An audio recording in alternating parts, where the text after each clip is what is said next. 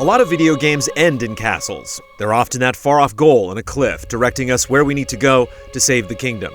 They can also be our home, a place where we raise our troops and protect our friends. Castles remind us of our greatest triumphs and our most horrifying losses. The best castles are elaborate and secure, with great halls for celebrating and dark dungeons for endless looting. Some of our picks only appeared in one game, while others resurface in new forms year after year, remaining unmistakable every time.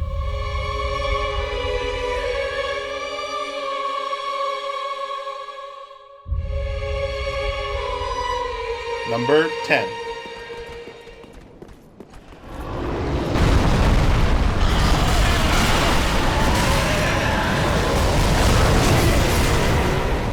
This massive labyrinth serves as the cornerstone to the kingdom of LOTHRIC. The once mighty castle fell into ruin with the fading of the first flame. Its mighty ramparts and pathways have become overrun with fearsome hollows, and corpses of fallen knights lay scattered throughout its premises.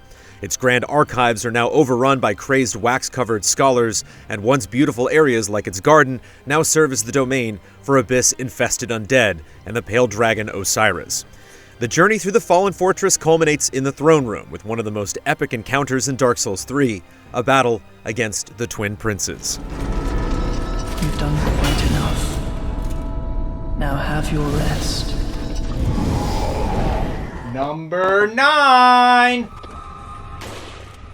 Out of the frying pan and into the fire. After narrowly escaping a horde of Las Plagas in the surrounding village, Leon Kennedy finds himself in this perfectly creepy castle. Los Illuminados cultists stalk the halls, relentlessly mumbling disturbing incantations as they try to murder Leon with brutal medieval weaponry. It's here where Resident Evil 4 develops into a genuine masterpiece, mixing the series' best elements of puzzle solving, monster combat, resource management, and nostalgia-filled lore.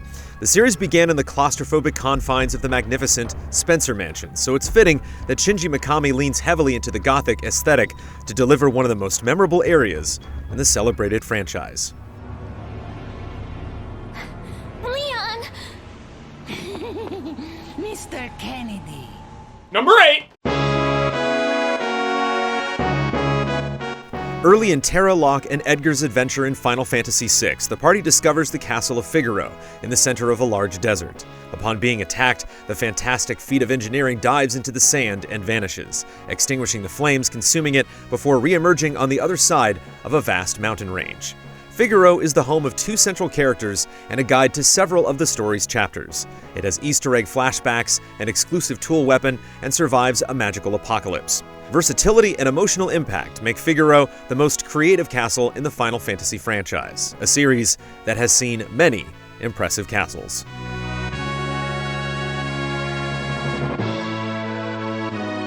Number 7!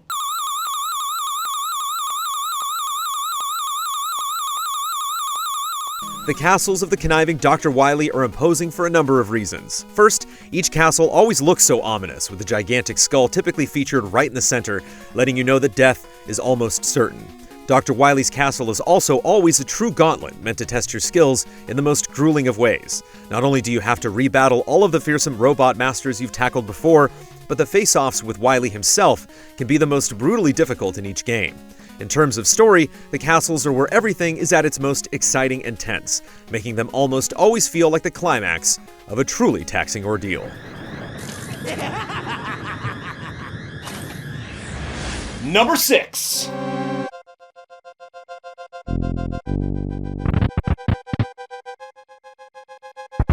An iconic villain needs an iconic lair. For over 30 years, Bowser has resided in multiple iterations of his custom castle, which functions as a base of operations in the seemingly never-ending war against Mario. That's not to say he doesn't have days of rest and relaxation, as he routinely opens his doors for kart racing, tennis, and baseball tournaments. Despite appearing in countless games, finally reaching Bowser's castle as it sits in an ocean of fire is always fulfilling. Mario's mission regularly culminates in the inevitable showdown between bitter rivals, providing the series' trickiest platforming and most inventive boss fights.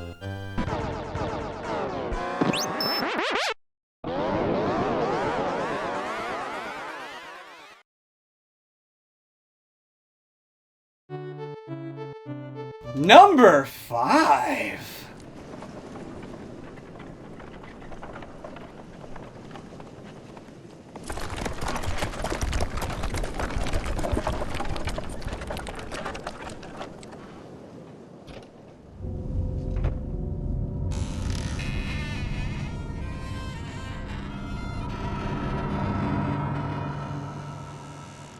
Outside the city of Yharnam lies the ancient forsaken Castle CAINHURST. Serving as the home to the WILY'S, it was brought to ruin when raided by the Healing Church's executioners, who slaughtered its inhabitants ruthlessly, sparing only the servants. Now covered by snow and ice, its once luxurious grounds are littered with foul creatures. Its halls haunted by ghosts, and its outer exterior patrolled by gargoyles. Upon its roof rests Martyr Logarius, who guards the entrance to the castle's throne room where the Queen of the Vilebloods resides. Reaching the castle is no simple task, but those who manage to earn a ticket on its carriage are rewarded with one of Bloodborne's best areas.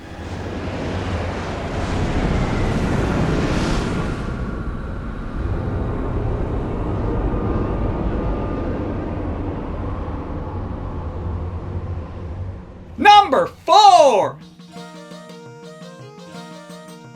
We couldn't decide which of Suikoden's marvelous ever-growing home bases we loved more, Suikoden 1's Toran Castle or Suikoden 2's North Window, so we went with both.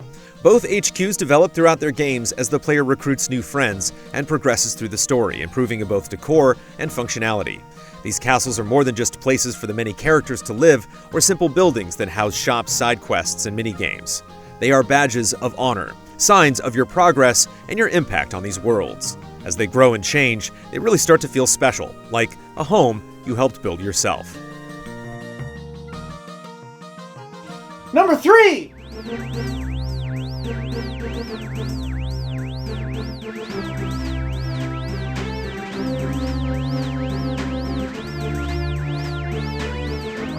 Princess Peach's royal residence makes an appearance in several Mario games, but it's the original that still holds a special place in our hearts.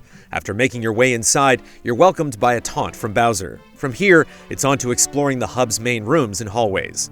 Behind each door potentially lies a new world, a painting on a wall hiding over a dozen magical realms. Other doors lead to hidden secrets, a mysterious slide, a bizarre aquarium, a shining light that warps you into the skies, and a ghost that leads you to a courtyard with an infamous myth that helps immortalize the story behind this castle. Various traps, tricks, and other wonders await further inside, and those who check every nook and cranny are duly rewarded for their curiosity. It's a charming residence that always makes us feel welcome, no matter how many times we pay to visit. Number 2.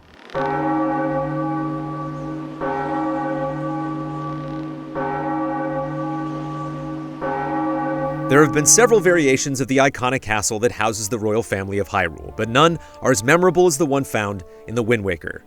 Deep below the ocean surface, it's a cold relic that contains tributes to its once glorious past.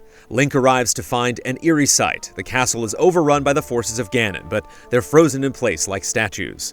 Though the main hall is partially damaged from the attack, it displays elegant portraits of the royal family and an eye-catching statue of the legendary hero that elicits a rush of nostalgia. Eventually, you descend below into a chamber housing the legendary Master Sword, an elegant room adorned by stained glass windows depicting the sages from Ocarina of Time, one of the series' strongest direct nods to a previous entry. Drawing the sword from its pedestal stirs the castle back to life, filled with its former color and vibrance.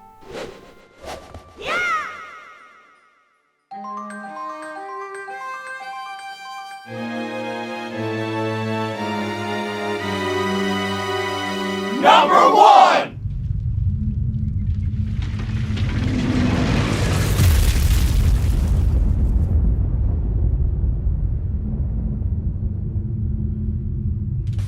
It's all in the title. Many of these impressive structures appear in our favorite moments from our favorite games, but in the Castlevania franchise, the castle makes up most of each installment. All of the greatest sequences occur within its cursed catacombs, perilous spires, and graveyards of endless undead. It changes shape each time Dracula returns, but it also feels like coming home, leaping over the drawbridge and cracking candles along its windowed entrance halls, revisiting familiar faces and vanquishing them all. Whether you take a straight shot to the tallest tower or a zigzag through a web of locked chambers, it's the slow build of atmosphere, character, and difficulty that keeps solidifying Castlevania as one of the most thrilling franchises in games. Level by level, room by room, we're always prepared to defeat whatever evil waits inside.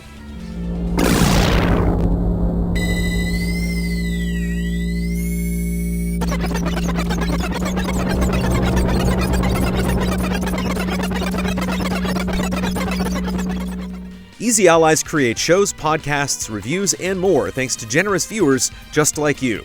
If you like what you see, check out patreon.com/easyallies to help us make more. For just $1 a month, you can gain access to weekly updates, spoiler discussions, and exclusive shows.